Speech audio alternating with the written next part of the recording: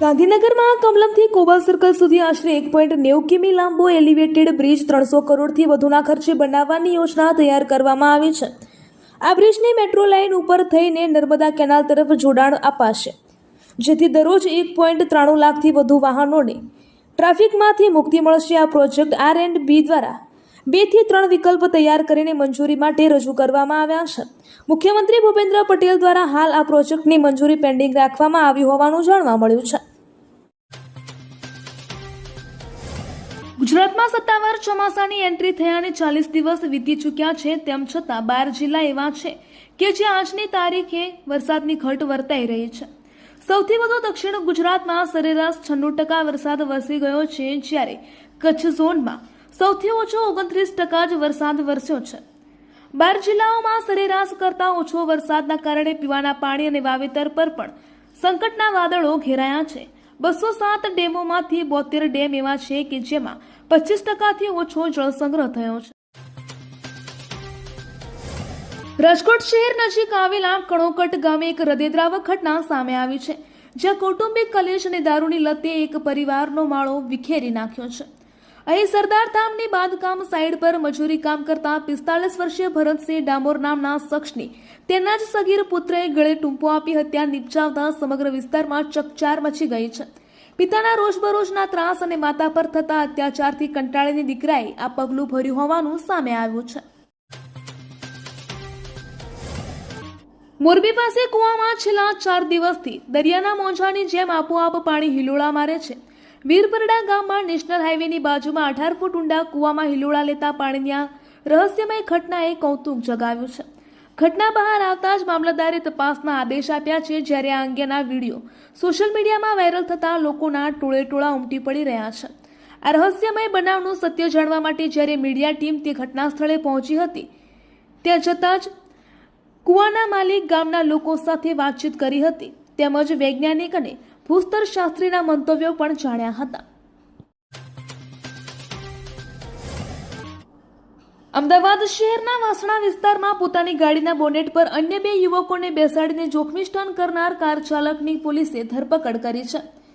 ચાલુ કારે જીવના જોખમે કરાયેલા આ સ્ટન્ટનો વિડીયો સોશિયલ મીડિયા પર વાયરલ થયા બાદ એમ ડિવિઝન ટ્રાફિક પોલીસે નંબર પ્લેટના આધારે તપાસ હાથ ધરીને કાર્યવાહી કરી છે।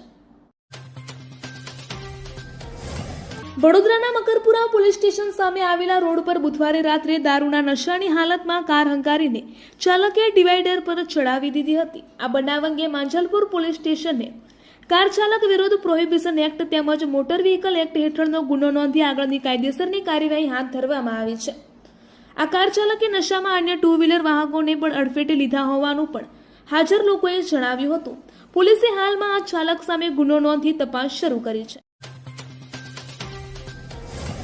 ગુજરાત સરકાર અનાથ બાળકો માટે નાથ બની છે। રાજ્યના એવા બાળકો કે જેમણે માતા અને પિતા બંને ગુમાવી દીધા છે, તેમના માટે પાલક માતા પિતા યોજના છે, જેમાં પરિવારના જે પણ કોઈ વ્યક્તિ આ બાળકોને સાચવે છે તેમને દર મહિને સરકાર તરફથી ₹3000ની સહાય આપવામાં આવે છે। રાજકોટ શહેરમાં કોર્પોરેશન સંચાલિત નગર પ્રાથમિક શિક્ષણ સમિતિના શાસન અધિકારી દ્વારા અનાથ બાળકોનો સર્વે કરવામાં આવ્યો હતો, જેમાં સામે આવ્યું કે રાજકોટમાં 63 બાળકો એવા છે કે જેમને માતા કે પિતા કોઈ નથી। ડીસા પાટણ હાઈવે પર સરસ્વતી તાલુકાના હિમાણીપુરા ગામ નજીક રાત્રિના સમયે એક ગંભીર માર્ગ અકસ્માત સર્જાયો હતો।